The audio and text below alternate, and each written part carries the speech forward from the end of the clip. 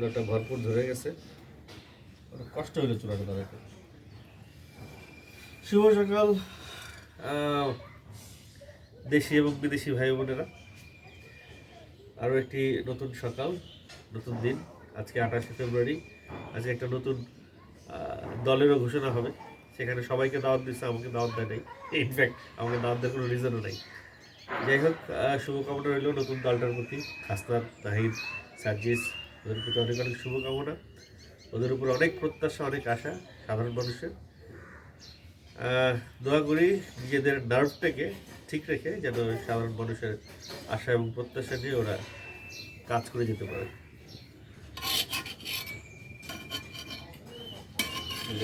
কেন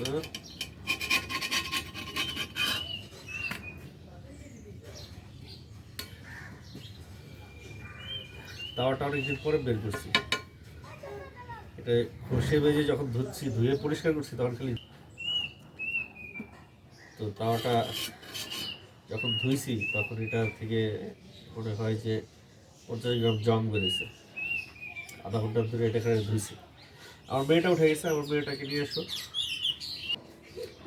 আমার বাবা উঠে গেছে সকাল সকাল। ওকে ছোটবেলা থেকে ট্রেনিং দিচ্ছি রুটি বানানোর জন্য। আম্মু, পারবা না বাবাকে রুটি বানায় খাওয়াতে? হ্যাঁ, খাওয়া বাবাকে রুটি বানিয়ে। আমাদের প্রথম রুটিটা এই তাওয়াতে অনেকদিন পরে ব্যবহার করছি। এটা আমার মায়ের, মা এটাতে রুটি সেঁকতো।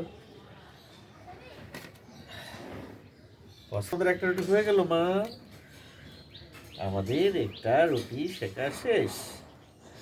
ঠিক আছে আব্বু, আমাদের একটা রুটি শেখা শেষ। মাশাআল্লাহ।